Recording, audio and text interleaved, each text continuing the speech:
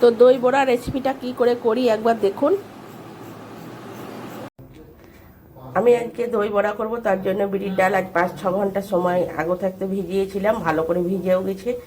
Paste করে নেব সামান্য একটু জল দিয়ে, খুব নরম করলে হবে না। আমার দেখুন কলাইটা বাটা হয়ে গেছে। তারপরে এখানে দিয়েছি লবণ, মৌরি আর জিরে, একসঙ্গে এটা ফাটিয়ে নেব।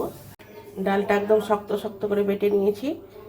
ডালটা একটু লালচে ভাব আছে, এটা ফেটে ফেটে একদিকে এক হাতের রোকেই ফাটতে হবে, একদিকে রোক করেই ফাটতে হবে। এটা ফাটার পরে দেখুন সাদা হয়ে আসবে। এখন ডালটা আমার অনেকটা সাদা হয়ে গেছে বেটে। এরপর আমি দেখে নেব জলে দিয়ে এটা হয়েছে নাকি ফাটা।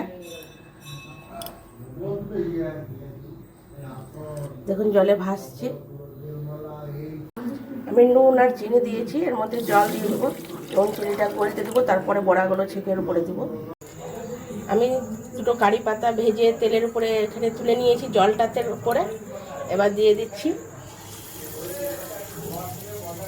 বড়াগুলো, দিয়ে দিচ্ছি। খুব কালো মতো বড়াগুলো হবে না, সাদা সাদাই হবে। এবার আমি জলটার মধ্যে তুলে নেবো, যেটা নুন আর আপনার চিনি দিয়ে জলটা করা আছে, জলের মধ্যে বড়াগুলো তুলে দিয়ে দেবো। বড়াগুলো আমাদের সব দেখুন জলে একদম ভিজে গেছে, রসগোল্লার মতন বড় বড় হয়ে গেছে। এবার আমরা দইয়ে সব তুলে নেব। দেখুন দইয়ে সব ভালো করে চুবিয়ে রাখছি, তারপরে কিছুক্ষণ পর পরিবেশন করব। তো দেখতেই পাচ্ছ, প্রথমে বড়াগুলো দই থেকে তুলে নিয়েছি, প্লেটে সাজিয়ে দিয়েছি, ওপর থেকে আরও একটু দই দিয়ে দিচ্ছি। মিষ্টি চাটনি দেবো, এরপর এর মধ্যে মিষ্টি চাটনিটা দিয়ে দিচ্ছি ভালো করে। এরপর এর মধ্যে ভাজা মশলাটা দিয়ে দিচ্ছি ওপর থেকে সুন্দর করে।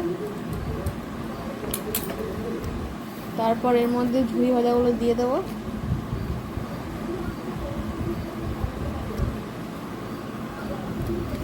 তো আমাদের দই বড়া একদম রেডি হয়ে গেছে, দেখতেই পাচ্ছ খুব সুন্দর হয়েছে। তো তোমরা অবশ্যই একবার বাড়িতে সবাই বানিয়ে দেখবে যে কেমন হয়।